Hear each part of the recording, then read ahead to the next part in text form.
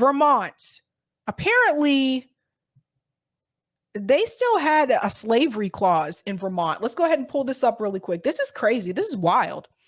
It says Vermont does not allow its voters the option to place initiatives or referendums on the ballot, be they to pass their own laws or ratify their own amendments to the Vermont Constitution. Only the legislator can pass laws independent of voter involvement and place initiatives on the ballot using a legislative referred constitutional amendment for voters to ratify, amending the legislative initiatives within the Vermont Constitution. Vermont Proposal 2 prohibits slavery and indentured servitude amendment. A yes vote supported amending the state constitution to repeal language stating that persons could be held as servants, slaves, or apprentice with the person's consent or for the payments of debts, damages, fines, costs, or the like, and add slavery and indentured servitude in any form are prohibited. This measure was ratified by 88.71%. Yes, like you, I was shocked that this was actually still there. Still there. So Roger says, read the language below, which showed what they changed and put in its place. It says that all persons are born equally free and independent and have certain natural, inherent, and unalienable rights, among which are the enjoying and defending life and liberty, acquiring, possessing, and protecting property, and pursuing and obtaining happiness and safetiness. Therefore, slavery and indentured servitude in any form are prohibited. Look at what they removed.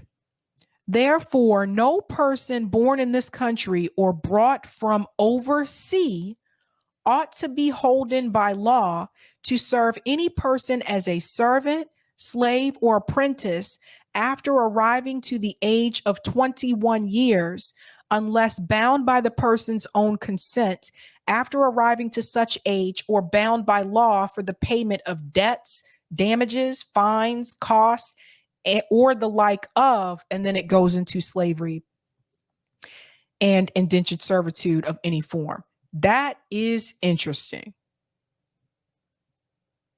Yes, that is interesting. Who supported that? Governor Phil Scott, who's Republican. And one of the organizations is Vermont Racial Justice Alliance. That one was wild. Like, I had to do a double take with this one. Roger added, who is that 11% that voted no? Police and corrections officers. That was another thing that was weird to me too. Like, if you look at the results, 88.71%. So who the hell voted no?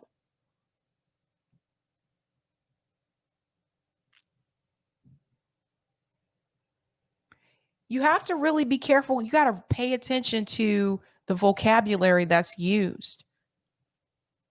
Therefore, slavery and indentured servitude in any form are prohibited. This is interesting. Yes, in 2023, this was actually still in the books. There are some states in this country that still have blue laws on the books. When I lived in South Carolina, North Carolina, I forget which one. One of the Carolinas actually had a blue law on the book that it was still legal to like beat your wife on the courthouse steps on Sunday with anything that was no bigger than your thumb. Weird. Yes. Vermont is a interesting place. I go visit in the summer. I would never live there though. There's racism everywhere, but I would never live in Vermont. I think they got a long way to go. Let me tell you, they got a long way to go. We're going to Vermont proposal number 5, and that is the right to personal reproductive autonomy amendment, where a yes vote supported amending the Vermont Constitution to add language protecting the right to personal reproductive autonomy and prohibiting government infringement unless justified by a compelling state interest. This measure was ratified by 76.77%.